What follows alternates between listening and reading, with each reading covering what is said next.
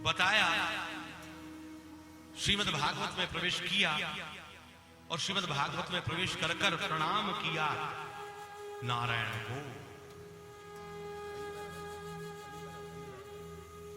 प्रणाम किया नारायण को कि आप सत्य हैं, सत्य संकल्प हैं, इसलिए मैं आपको प्रणाम कर रहा हूं।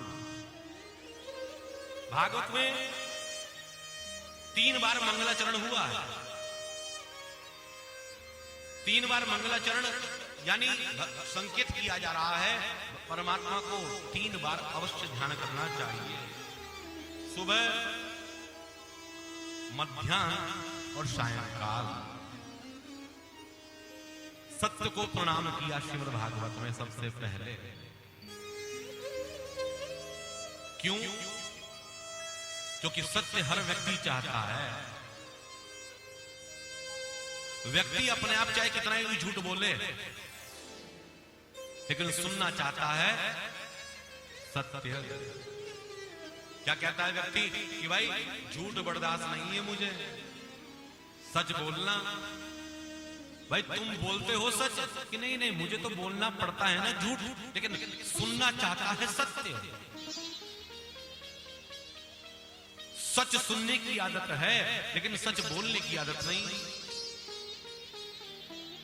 प्रणाम किया सच्चिदानंद भगवान को, सत्य को। जन्मादस्य यतोन्वयादितरत चार्थे स्वेभ्य स्वराट तेरे ब्रह्महृदाय आदि कवये मुह्यन्ति यत् सूरयः तेजो वारिमृदां यथा विनिमयो यत्र त्रिशर्गो मृषा धाम्ना स्वेन सदा निरस्तुहकम् सत्यं परं धीमहि।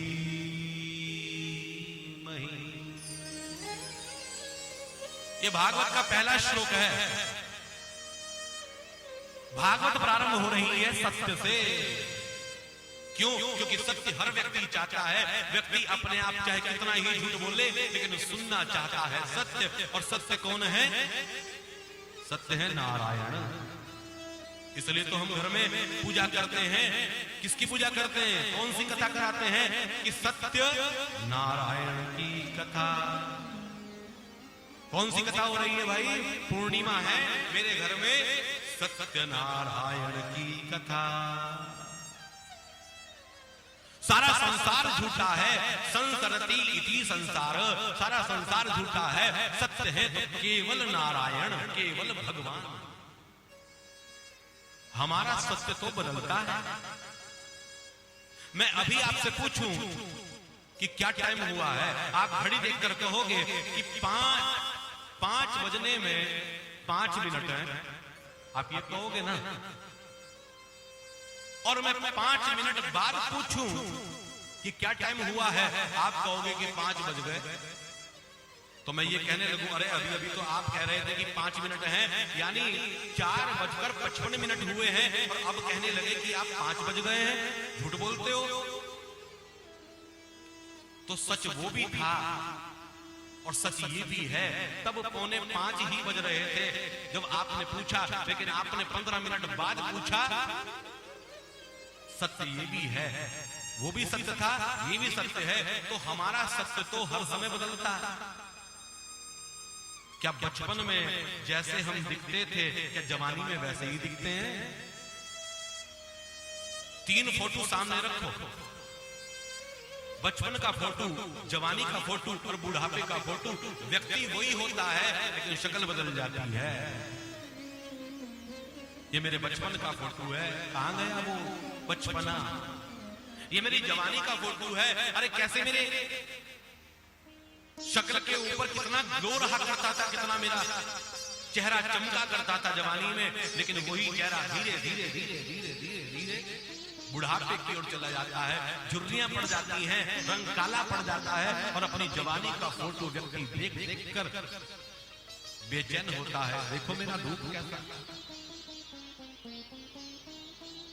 तीन चीज हैं बस परमात्मा को प्राप्त करने के लिए। तेजो वारिम मृदाम यथा विनिमयो यत्र त्रिशर्गो मृषा।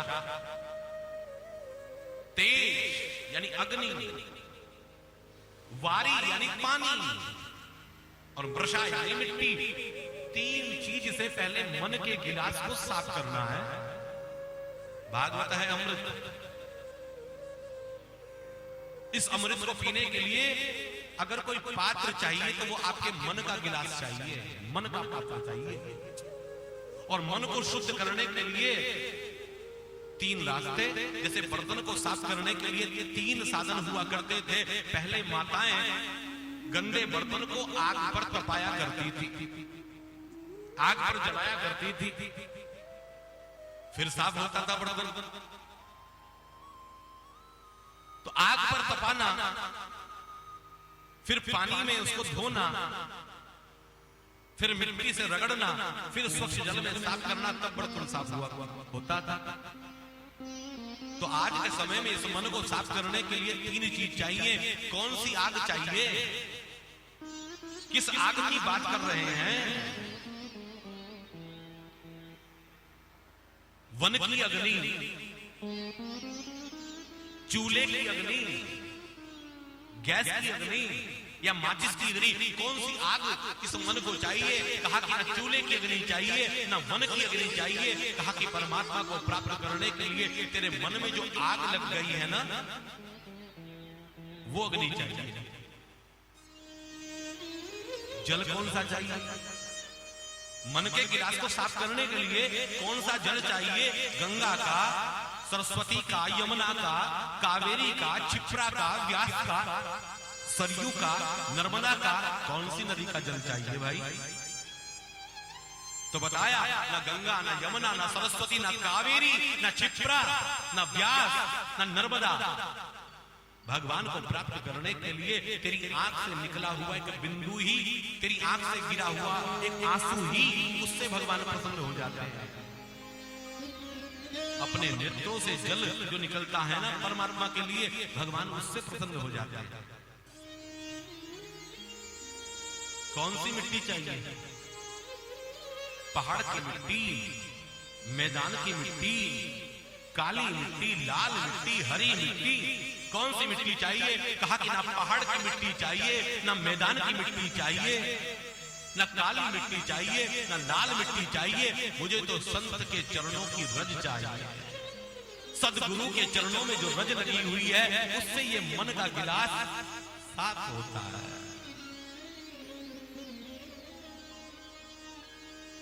एक व्यक्ति ने, एक सेठ ने एक गिलास बनवाया,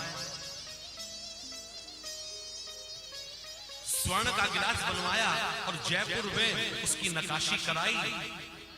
गिलास बनकर सामने आया, बड़ा प्रसन्न हुआ। घर वालों को कहने लगा, देखो भाई मैंने गिलास बनवाया है, बड़ा महंगा है, लेकिन आज के बाद अगर कुछ मुझे पीना है ना, मुझे इसी में देना। घर वाले चाय लेकर आए कि मेरा गिलास जो रखा है ना इसमें डाल दो। कोई दूध लेकर आया, कहा कि इसमें डाल दो। कोई पानी लेकर आया कि इसमें डाल दो। हर समय उस गिलास को घुमा घुमा कर देखता था व्यक्ति कि मेरा सोने का गिलास है, हीरे मोती जवाहरात इसके ऊपर लगे हुए हैं। बड़ा अभिमान हो गया था अपने गिलास के ऊपर। और एक दिन गिलास को लेकर अपने गुरु के आश्रम में गया व्यक्ति।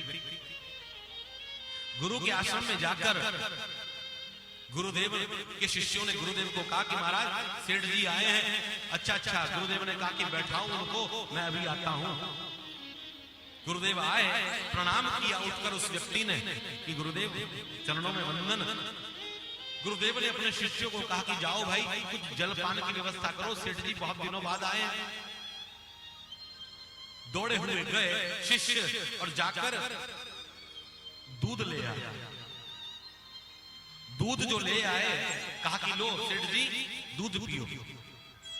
गुरु सामने बैठे हैं, शिष्य दूध लेकर आए, गुरु ने कहा कि दूध पियो, तभी झोले में हाथ डाला आपने और गिलास निकाला और कहा कि मुझे पिलाना है तो इसमें डाल दो। बड़ा चमक रहा है गिलास, कहा कि इसमें डाल दो, दूध डाल दिया और पी लिया सेठ जी ने। और गिलास सबको दिखाते दिखाते फिर अपने झोले में रख ली। गुरु ने कहा सेठ जी से, अरे भाई तुम्हारा गिलास बहुत चमक रहा है, यही तो सुनना चाहते हैं। सेठ जी यही सुनना चाहते हैं और गिलास दिखाने के लिए गुरु के घर पर आए हैं। कहा कि हाँ, फिर निकाला कि महाराज जरा हाथ में लेकर देखो, स्वर्ण का गिलास है, हीरे मोती जवाहरात इसके ऊपर लगे हुए हैं।